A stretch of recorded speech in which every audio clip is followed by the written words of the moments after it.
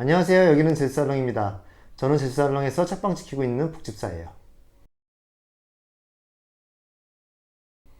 네, 이번에도 11월달 이달의 책을 소개하려고 찾아왔는데요. 이번 달에는 3권 들고 왔어요.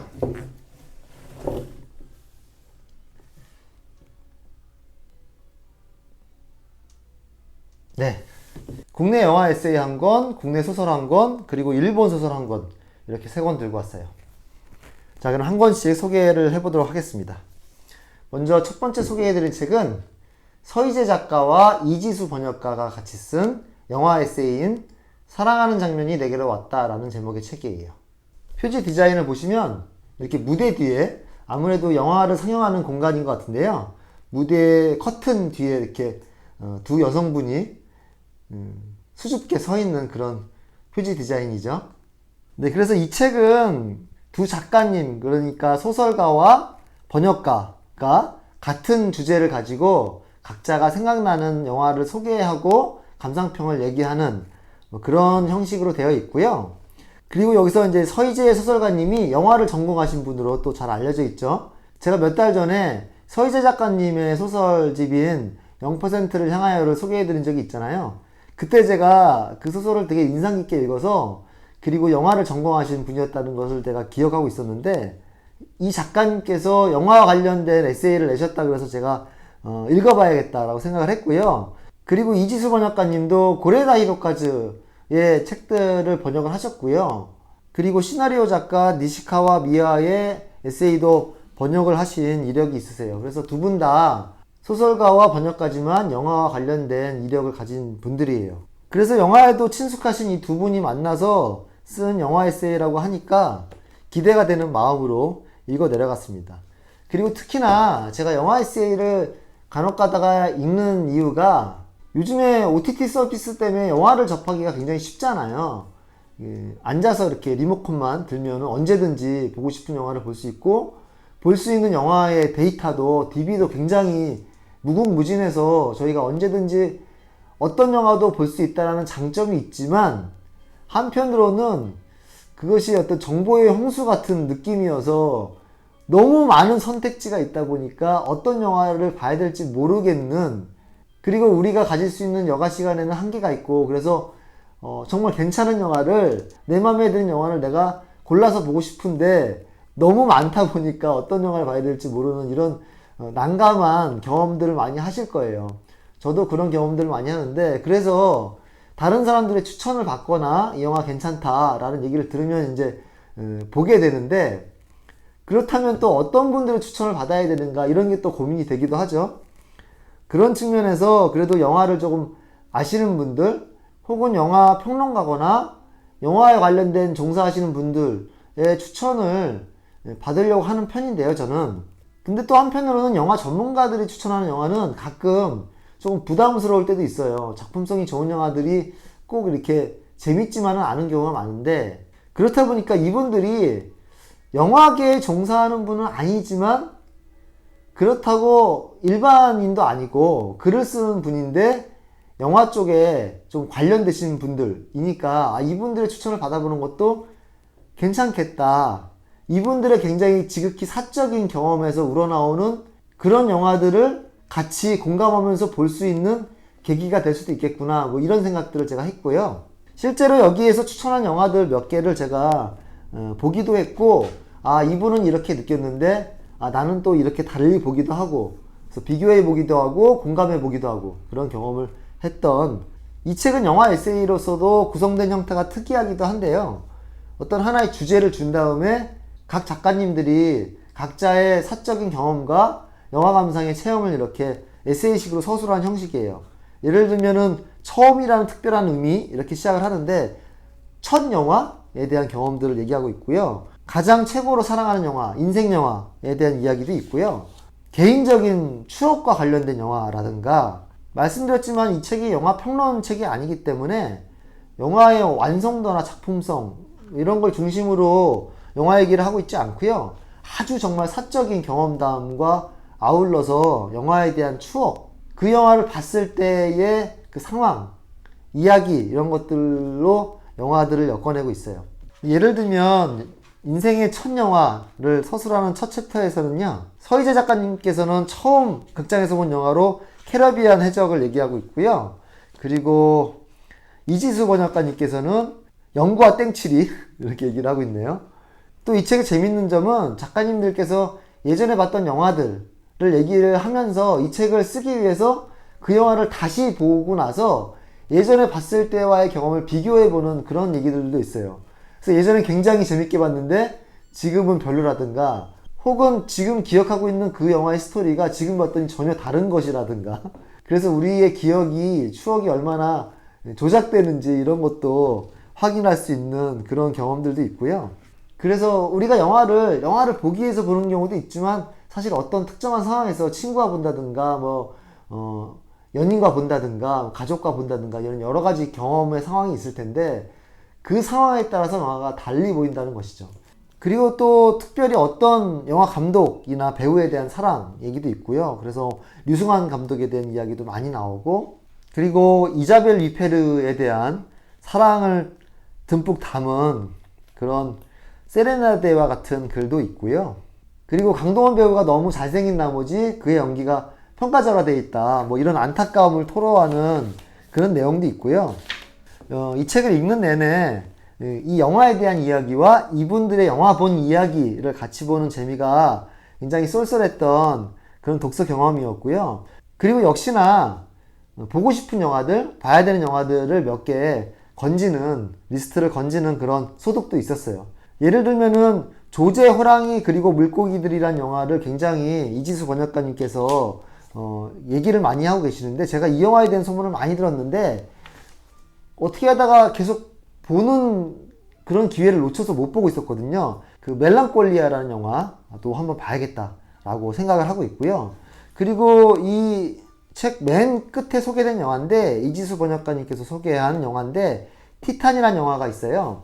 내가 지금 뭘 본 건가? 라는 제목으로 티탄에 대한 이야기를 하고 있는데요. 제가 이 영화가 안 그래도 궁금했었는데 이 책을 읽고 나서 봤거든요. 정말로 내가 지금 뭘 봤지? 이런 생각이 들어요. 정말로.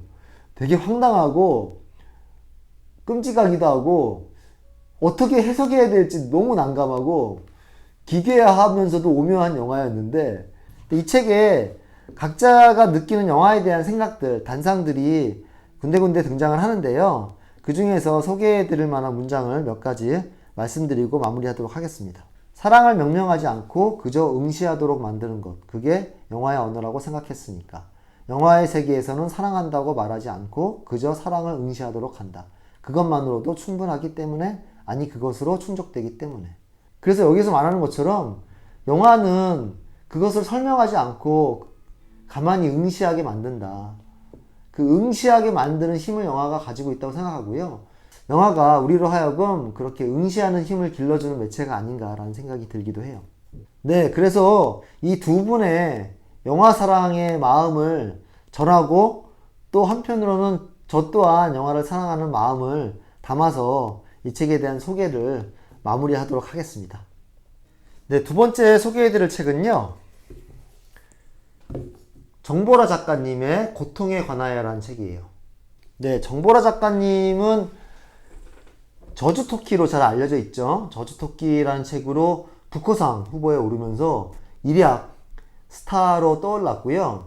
그래서 그 이후로 이분에 대해서 많은 사람들이 관심을 갖게 됐고, 그리고 작가님께서도 그 이후로 굉장히 활발한 저술 활동을 하셔가지고 많은 책들을, 소설들을 집필해 오셨는데요. 그리고 얼마 전에 2023년도 전미도서상 후보에 오르기도 해서 또 한 번 화제가 되기도 했었죠. 정보라 작가님께서는 SF, 판타지 소설을 쓰는 분이라고 할 수가 있겠고요. 그리고 아주 독특한 자기만의 세계를 가지고 있는 분으로 잘 알려져 있어요. 정보라 월드라고도 불리우죠. 작가님의 세계관이. 저주토끼를 보면 저희가 알 수가 있지만 인생의 좀 어두운 면, 인간의 어두운 면을 많이 이제 들여다보고 계신 분이고요. 얼마 전에 출간된 이 책도 제목이 보시면 고통에 관하여잖아요. 저주토끼에서도 보면 인간이 겪는 고통에 대한 그 묘사가 되게 치밀하시거든요. 그래서 보다 보면은 그 같이 고통스러운데요. 또 이 책은 그간 출간됐던 책들 중에서도 많이 조명을 받고 있는 책이어서요. 이 책이 입소문이 나고 있어서 제가 읽어보게 되었습니다. 또 한편으로는 저 또한 우리가 세상을 바라볼 때 너무 낙관적으로만, 너무 긍정적으로만, 너무 밝게만 보는 게 때로는 필요하지만 때로는 그것이 세상을 제대로 보지 못하게 만들 수도 있다. 세상의 진실을 직면하지 못하게 도피하게 만드는 측면이 있다라는 점을 제가 항상 생각하고 있거든요.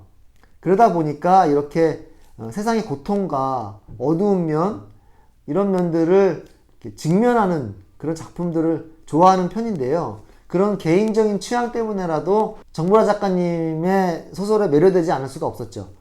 네, 너무 거창하게 말씀드린 게 아닌가 싶은데요. 이 소설에 대해서 간단하게 말씀드리자면, 여기 표지에 보시면 아시겠지만 알약 같은 게 그려져 있죠. 이 소설에서는 크게 두 집단이 등장을 하는데요. 약을 만드는 제조회사와 그리고 사이비 종교 집단이 등장을 해요. 이 두 집단의 공통점은 약을 먹는다는 사실인데요. 제약회사에서는 고통을 경감시켜주는, 고통을 제거시켜주는 그런 약을 만드는 회사예요. 그래서 어떤 부작용 없이 인간이 느끼는 육체적인 고통들을 제거시켜주는, 그러니까 일종의 마약 같은 건데 중독성이 없는 것이죠. 이런 약을 개발해서 굉장히 히트를 치게 되고, 그리고 또 다른 집단인 사이비 종교단체는 반대로 인간이 고통을 통해서 구원을 받을 수 있다라는 교리를 설파하는 그런 종교단체예요. 그래서 고통을 스스로에게 주는 것이죠. 그래서 그 고통을 견디고 이겨내면서 구원을 얻으려고 하는 그런 종교 집단인데, 이 종교 집단에서 고통을 증폭시키는 그런 약을 투여시키게 돼요. 정말로 고통에 관한, 고통을 겪는 인간에 관한 이야기라고 할 수가 있겠는데요.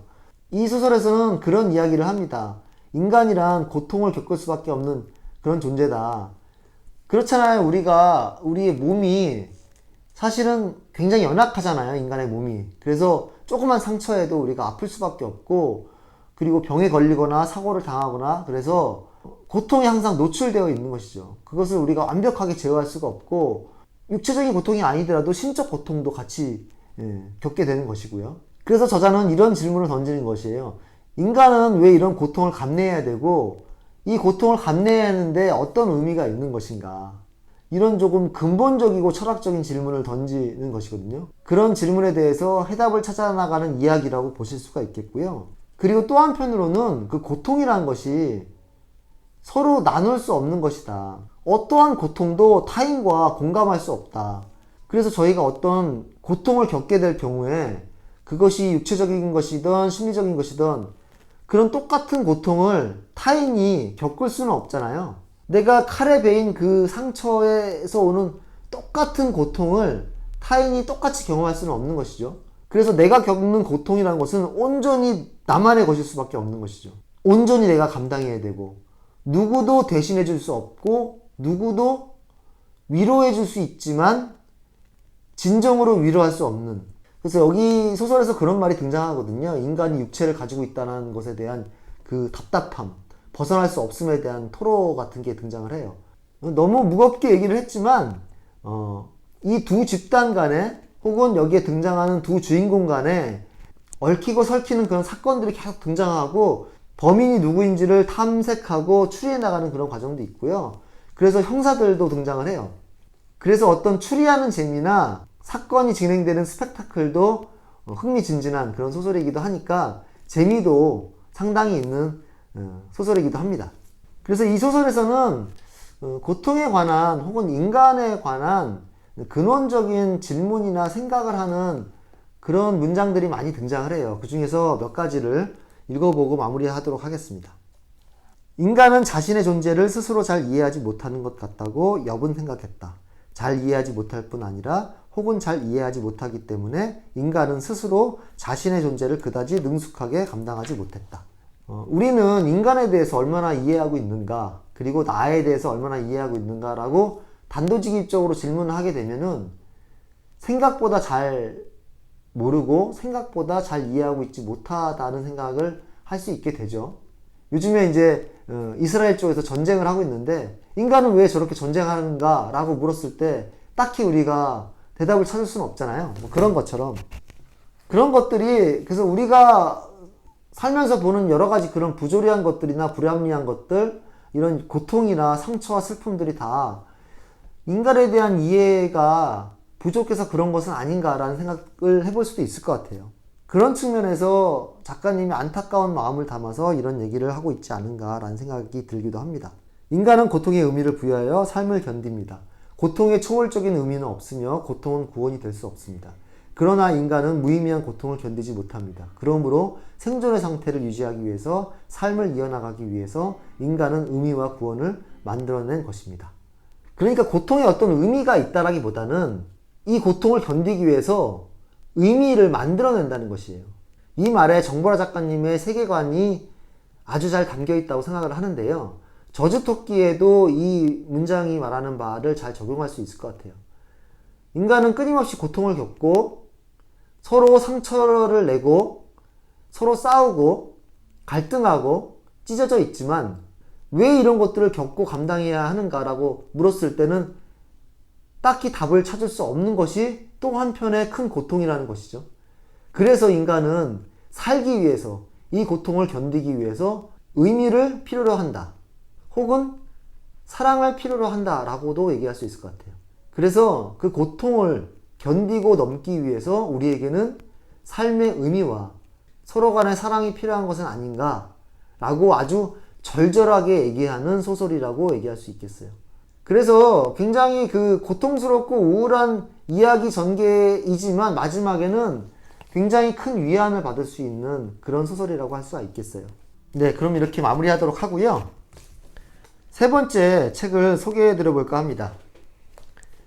요시노 겐자부로의 그대들 어떻게 살 것인가 입니다.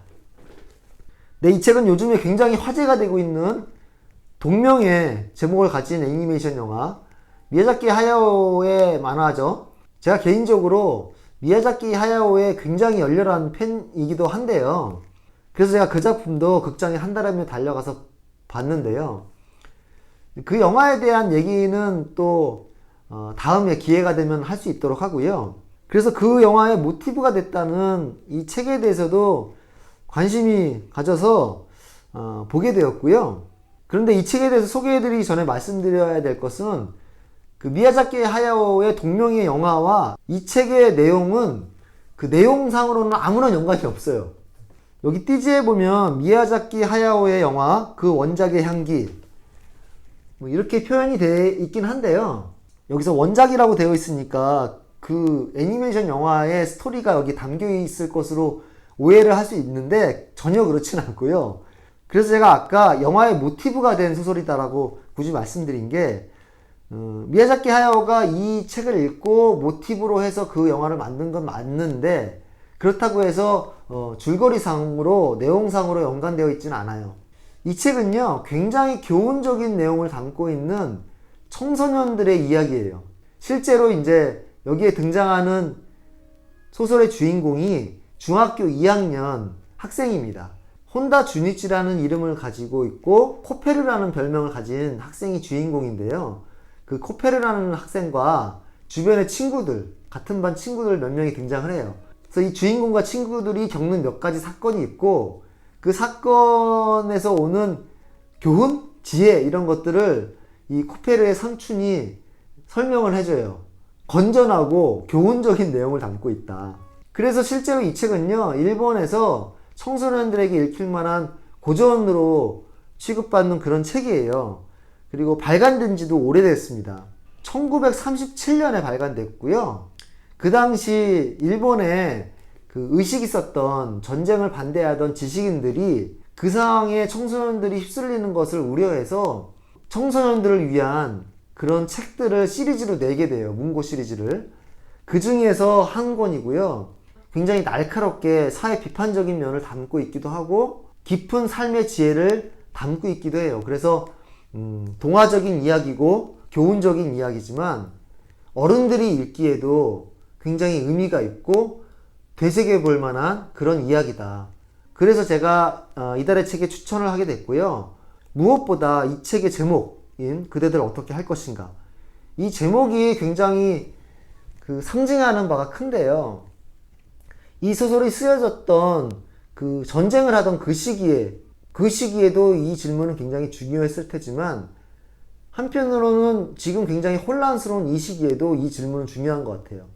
그래서 다음 세대에 이 세상을 어떻게 이끌어 나갈지가 너무너무 중요한 기로에 서 있는 그런 시대라는 점에서 이 소설이 쓰여져 있을 때와 지금이 굉장히 비슷한 상황인 것 같고요. 인류가 앞으로 어떤 방향으로 어떻게 갈지 굉장히 위기에 처해 있는 그런 시대라는 것이죠. 내용은 완전히 다르지만 미야자키 하야오의 그 영화와 이 소설은 도전적으로 다음 세대에 질문을 던지고 있다는 의미에서는 일맥상통하는 것 같아요. 책의 내용 중에서 이 책의 핵심이 될 만한 그런 문장을 몇 개 읽어보고 마무리하도록 하겠습니다. 내가 어른이 되면 알겠지만 자기중심의 사고에서 벗어난 사람은 이 넓은 세상에서도 아주 드물단다. 더구나 이해득실이 맞물린 상황에서는 내 입장을 떠나 진실을 있는 그대로 판단하고 받아들이기가 무척 어려워. 현실에서는 많은 사람들이 자기 입장에만 빠져 눈에 보이는 진실을 외면하고 자기에게 유리한 것만 바라보려 한단다. 세상의 진리는 자기만 바라보는 사람의 눈에는 절대로 보이지 않는 법이거든. 우주의 진리와 마주하고 싶다면 그런 사고방식은 버려야 해. 세상을 살아갈 때도 세상의 진실을 알기 바란다면 마찬가지란다.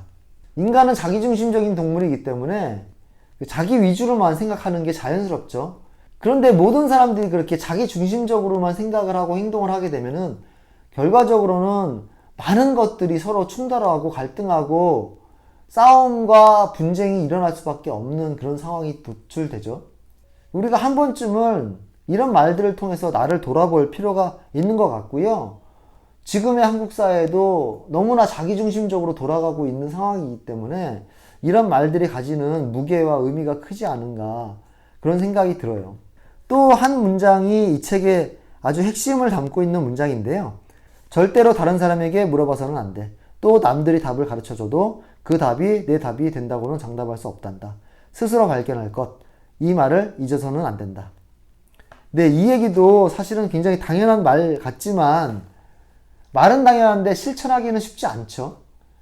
특히나 요즘에 우리가 소셜미디어나 핸드폰 통해서 이렇게 보다 보면은 여러 사람들이 나와서 여러 교훈적인 말들을 많이 하는데 그 말들이 사실은 대부분 옳은 말인 경우가 많아요. 그런데 중요한 거는 그 말들이 옳으냐 그르냐의 문제가 아니라 그 말을 내가 얼마나 마음에 담고 실천할 수 있느냐의 문제겠죠.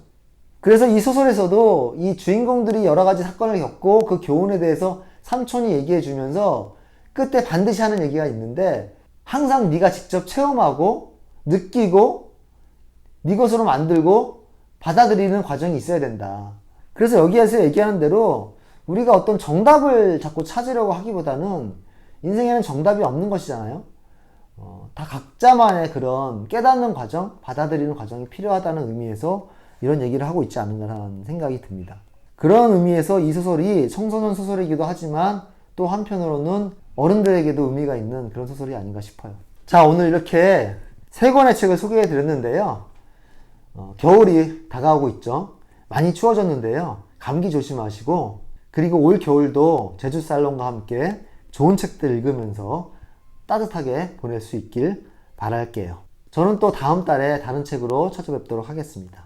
감사합니다. 안녕히 계세요. 안녕.